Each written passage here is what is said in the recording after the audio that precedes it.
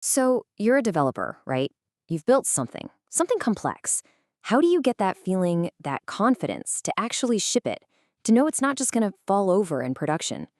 It's all about trust, isn't it? Trusting your own code. Yeah, let's really get into this, because it's the question, right? You write a piece of code, it compiles. Hey, it even runs on your machine. But does it actually work? Like, for real? What about under weird conditions? What happens when you throw some garbage input at it? Or when some other service it depends on starts acting up? How can you be absolutely sure?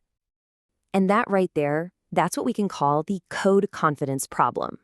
I mean, for anything more complicated than a hello world script, you can't just, look at it and go, yep, looks good to me, and hope for the best. No way. You need a system, something repeatable, something automated that proves every little piece of your software does exactly what you think it does. So the foundation for all this confidence, it's a practice called unit testing. And the idea is, well, it's actually pretty simple, but it is so powerful. You take the smallest possible pieces of your code, think of a single method or one class, and you test them completely on their own, in isolation. It's like checking every single brick before you build a wall. If you know every brick is solid, you've got a much better shot at building something that won't fall down. Okay, that sounds great in theory, but how do we actually do this in Java? Well, that brings us to the first hero of our story today, JUnit 5. This is, without a doubt, the standard. It's the framework that brings all the structure, the order, and the tooling we need to the world of Java testing. Yeah, the official guide calls it the modern foundation for testing on the JVM, and that's a perfect way to put it.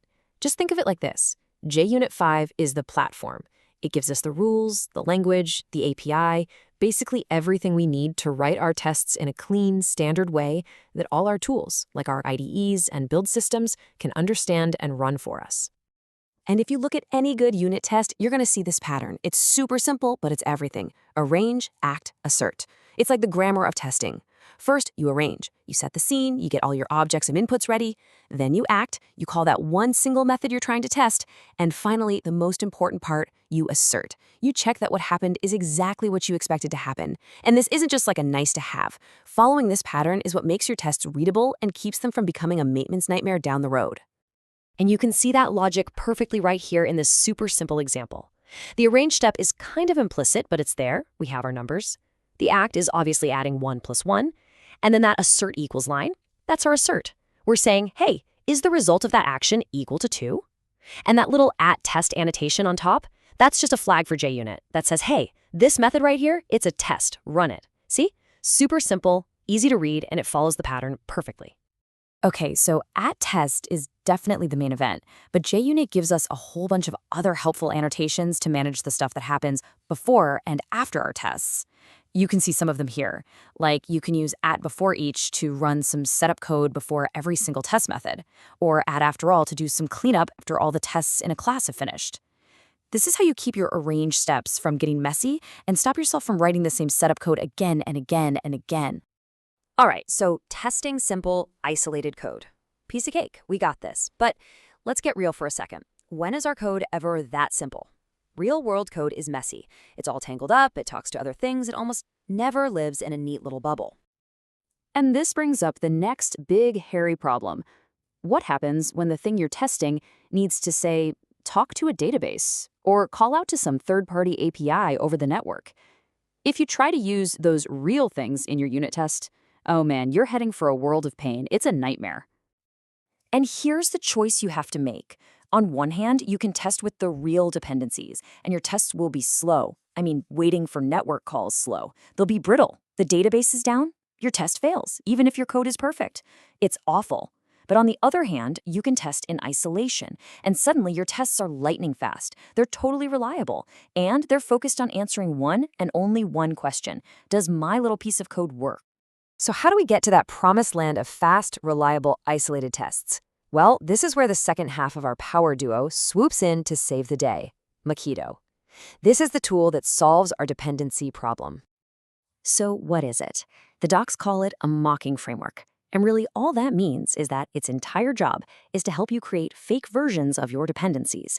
These mock objects let us just completely cut the cord to the real, slow, flaky database or API, at least for the duration of our test. Honestly, the best way to think about it is this.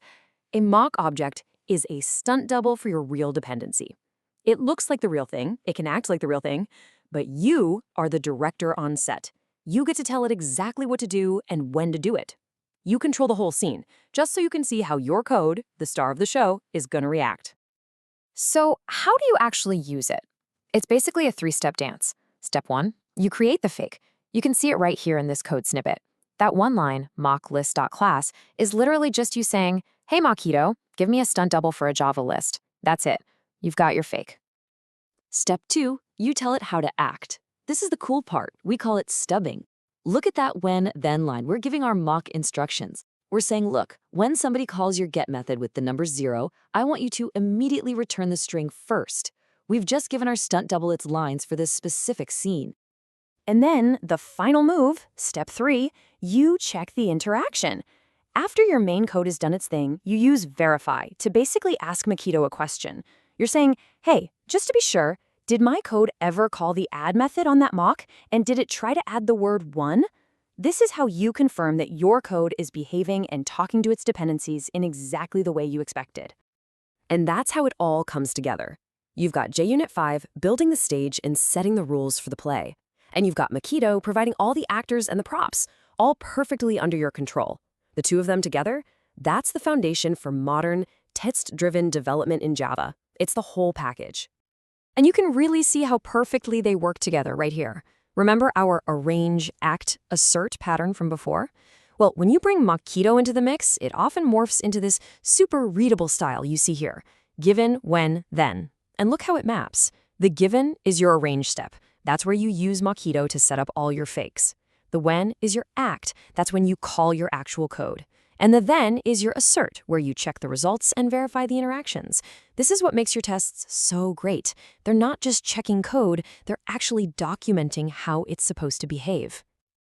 Now, I gotta share a super important piece of advice, and this comes straight from the people who made Mockito.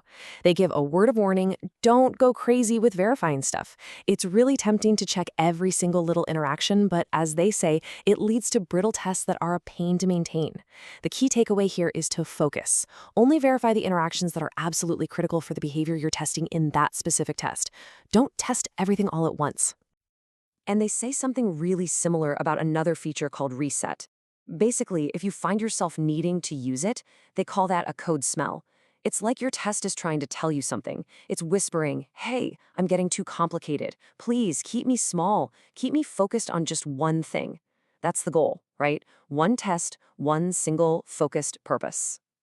So there you have it. You've got the structure from JUnit 5, and you've got the control from Mockito. That's the power duo. That's everything you need to start building code that you can actually truly trust. So that leaves just one final question for you. Thinking about the code you're working on right now, what's the first piece of it you could go and test with a lot more confidence?